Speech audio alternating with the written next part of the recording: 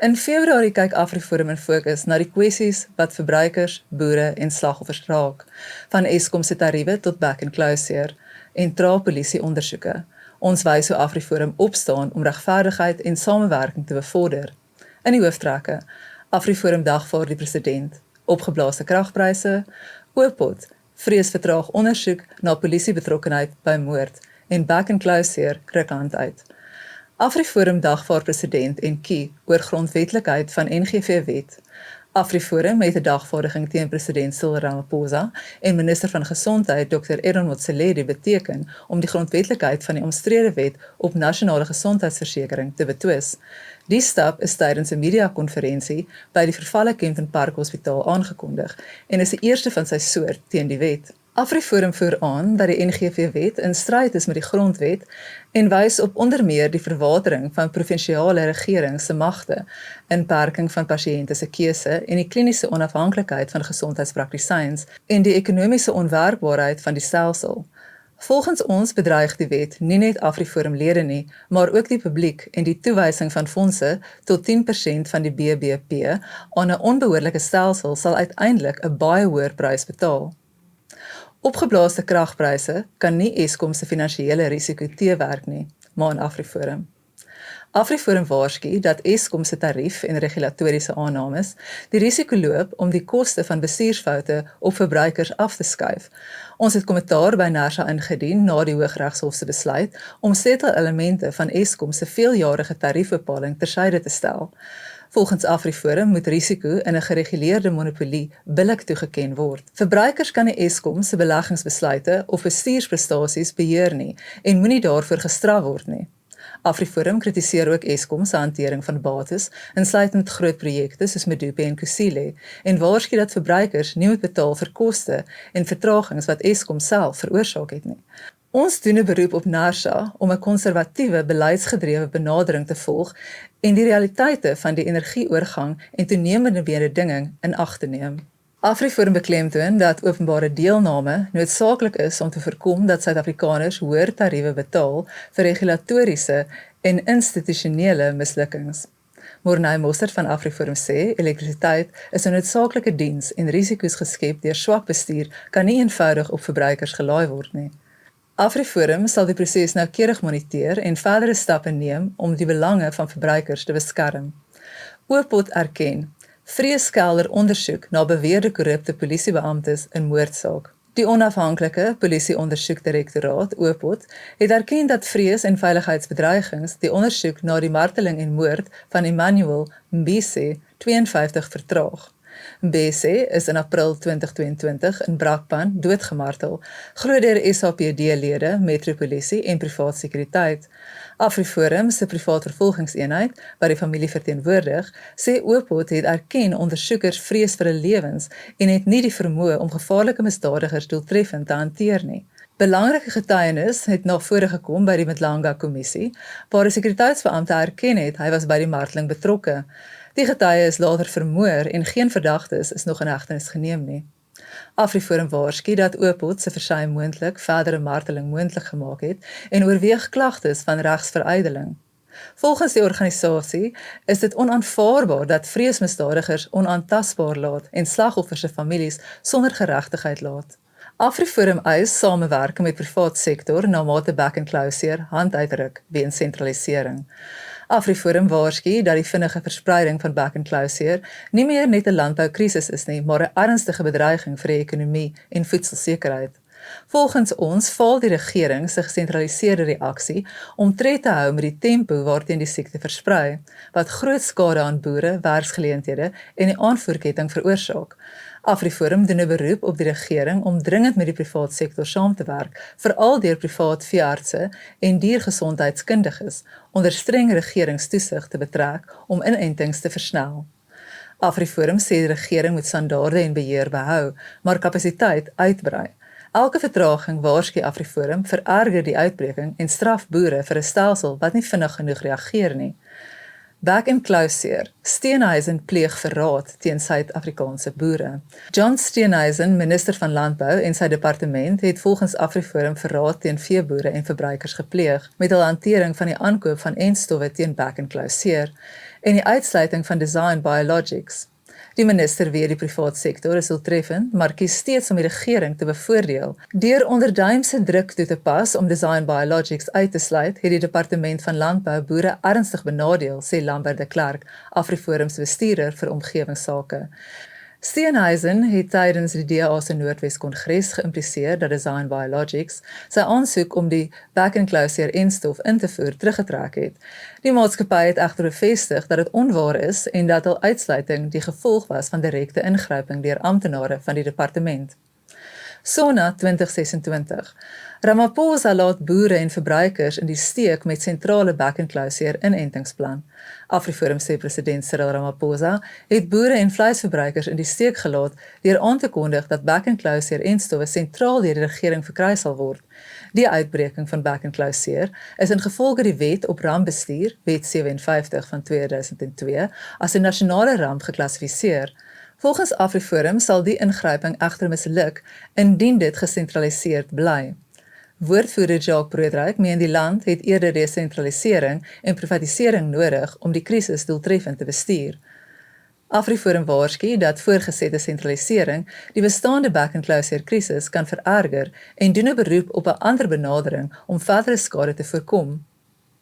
AfriForum vra vir sterker waarborge en gemeenskapsbetrokkenheid by IMSI-wetsontwerp.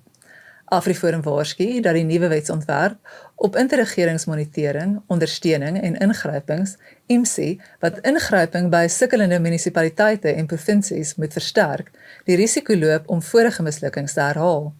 Ons sê dat ingryping alleen nie swak bestuur en dienslewering sal regstel sonder werklike strukturele hervorming en aanspreeklikheid nie. AfriForum beklemtoon verder dat gemeenskappe aktief by ingrypingsprosesse betrek moet word, aangesien hulle die direkte gevolge van munisipale verval dra. Ons doen ook 'n beroep op groter deursigtigheid en waarsku dat inwoners nie finansiëel moet opdok vir regeringsfoute nie. Terugtrekking van myn aansoek op Kreer se voorstoep is soete oorwinning, maar departement se stilswye kwel steeds. AfriForum verwelkom die terugtrekking van Tenwors Mining se omstrede steenkoolmyn aansoek langs die nasionale Kreerwiltuin en noem dit 'n oorwinning vir natuurbewaring en die gemeenskap. Ons waarsku egter dat die Departement van Minerale Hulpbronne en Energie se versuim om die terugtrekking formeel te bevestig ernstige kommer wek, veral omdat 'n soortgelyke aansoek reeds in 2023 op omstrede wyse weer hervat is. AfriForum sê gemeenskappe verdien duidelikheid en deursigtigheid en sal die saak noukeurig moniteer om te verseker dat geen nuwe aansoek sonder behoorlike prosesse en openbare deelname voortgesit word nie. Onwettige mynbou in Pelgrimsrus. AfriForum dring aan op interdepartementele ingryping. AfriForum doen 'n dringende beroep op die polisie en 3 regeringsdepartemente om onwettige mynbou in die Pelgrimsrus gebied gekoördineerd en beslissend aan te pak. Volgens ons is Zama syndikaate openlik werksaam selfs langs openbare paaie en in omgewingssensitiewe sones. Hierdie onwettige aktiwiteite veroorsaak ernstige omgewingsskade, besoedel waterbronne en hou toenemende veiligheidsrisiko's vir gemeenskappe in. AfriForum waarsku dat besoedelde waterstelsels uiteindelik deel vorm van groter riviernetwerke wat selfs die nasionale Kreerwiltuin kan beïnvloed. Dit is nie meer 'n geïsoleerde probleem nie, maar 'n diepgewordende krisis wat vererger word deur swak wetstoepassing en 'n gebrek aan samewerking, sê Lambert de Klerk, AfriForum se bestuurder vir omgewingsake. Ons eis 'n dringende interdepartementele aksieplan wat volgehoue wetstoepassing, watergehalte toetse, omgewingsrehabilitasie en streng toesig insluit. AfriForum waarsku dat indien daar nie nou opgetree word nie, die omgewingsskade binnekort onomkeerbaar kan wees met ernstige gevolge vir watersekerheid, biodiversiteit en toerisme. Word besoekers gestraf vir Pilanesberg se jarelange finansiële wanbestuur? Vra AfriForum. AfriForum vra antwoorde van die Noordwes regering en die Noordwes Parke en Toerisme Raad oor die groot toegangsgeldverhogings by Pilanesberg Nasionale Park. 'n Besoek hier is nou duurder as by die nasionale Kreerwiltuin, terwyl fondse oor jare nie deursigtig bestee is nie. Die park se infrastruktuur het agteruit gegaan vanweë langdurige gebrek aan onderhoud, maar toegangsgeld is kort voor die Desembervakansie skerp verhoog. AfriForum sê besoekers moet nie vir hierdie verwaarlosing betaal nie. In 'n brief aan die regering en Parkeraad versoek AfriForum inligting oor begrotings, uitgawes, inkomste en die basis vir die tariefverhogings. Lambert de Klerk sê, ons bekommernis is bestuur, nie bewaring nie. Die koste mag nie net op die publiek afgewendel word sonder duidelike verantwoording nie. AfriForum verkies vrywillige deursigtigheid, maar sal verdere stappe oorweeg indien die versoekte inligting nie beskikbaar gestel word nie. AfriForum eis aanspreeklikheid vir SAIK se rondskommel van Afrikaanse TV nuus en vermaak. AfriForum verwelkom dat Afrikaanse nuus weer op SABC2 om 18:30 uitgesaai word, maar vra wie verantwoordelik gehou gaan word vir die skade van die afgelope 2 jaar se rondskuiwery en kansellasies. Volgens ons het die lukrake skuiwe tot gevolg gehad dat die SAIK kykers en adverteerders verloor het en loopbane in die bedryf beïnvloed is. Ons het baie versoeke ingedien om die finansiële en kykersimpak vas te stel en voel dat die SAIK verantwoordelik moet wees teenoor die Afrikaanssprekende publiek. Gautengse misdaadbestryders nou vredebeamptes. AfriForum waarsku oor wetlike en veiligheidskwessies. AfriForum eis duidelike antwoorde oor die opleiding en kering van sowel as die regsgrondslag waarop meer as 9000 Gautengse misdaadbestryders onlangs as vredebeamptes aangewys is. Ons waarsku dat die toekenning van sulke wye magte sonder voldoende deursigtigheid ernstige veiligheidsrisiko's vir die publiek inhou. Dit volg nadat die openbare beskermer bevind het dat die stigting van die eenheid onwettig was. AfriForum meen die regering probeer nou om die tekortkominge terugwerkend reg te stel deur bloot 'n nuwe titel toe te ken. Volgens ons moet die publiek presies weet watter opleiding ontvang is, deur wie, vir hoe lank en met watter toesig voordat sulke gesag toegestaan word. Sonder dit, sê ons, bly hierdie stap gevaarlik en onaanvaarbaar. AfriForum doen 'n beroep op publiek om hydrobreking te beveg voor uurglas finaal leegloop. AfriForum waarsku dat gemeenskappe die prys gaan betaal indien die regering die groen lig vir hydrobreking gee. Ons doen 'n beroep op die publiek om die opheffing van die moratorium teen die praktyk te beveg weens die ernstige risiko's vir Suid-Afrika se reeds skaars waterbronne. Die Departement van Bosbou, Visserye en die Omgewing het nuwe regulasies voorgestel wat die moratorium wat sedert 2014 geld, finaal kan ophef. Hydrobreking vereis enorme hoeveelhede water en hou 'n groot risiko vir grond- en oppervlakwaterbesoedeling in. In 'n waterskaars land soos Suid-Afrika kan dit onomkeerbare skade aan gemeenskappe, landbou en die omgewing veroorsaak. Volgens ons weeg die potensiële skade aan waterbronne swaarder as die beloofde ekonomiese voordele. Besluite wat nou geneem word, gaan bepaal of ons water beskerm of dit permanent beskadig, sê Marie de Val, AfriForum se raadgewer vir omgewingsake.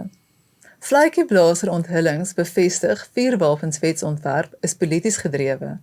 AfriForum sê Vletjieblaser se getuienis voor die parlementêre ad hoc komitee bevestig dat die wysigingswetsontwerp op vuurwapenbeheer polities en ideologies gedrewe is en weerspieël nie die werklikheid van misdaad in Suid-Afrika nie. Volgens AfriForum het die voormalige SAPD-amptenaar Patricia Mashale onder eed getuig dat diep gewortelde korrupsie binne die polisie daartoe lei dat vuurwapens wat vernietig moes word na bewering aan misdadige syndikaate verkoop word. Sy het reeds in 2018 hierdie bewering aangemeld, maar geen betekenisvolle optrede het gevolg nie.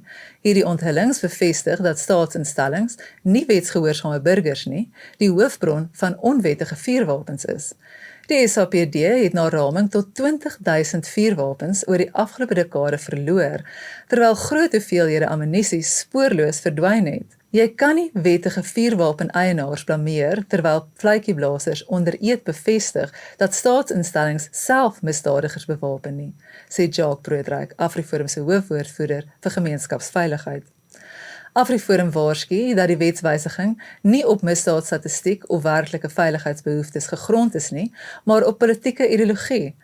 Die organisasie doen 'n beroep op die regering om die wysiging te laat vaar en eers korrupsie en wanbestuur binne staatsinstellings aan te spreek. AfriForum gereed om beweegrede van Eskom tariefverhoging te ondersoek. AfriForum sê hy is gereed om die nasionale energiereguleerder van Suid-Afrika, NERSA, se besluit om 'n bykomende Eskom tariefverhoging van meer as R54 miljard goed te keur, deeglik te ondersoek.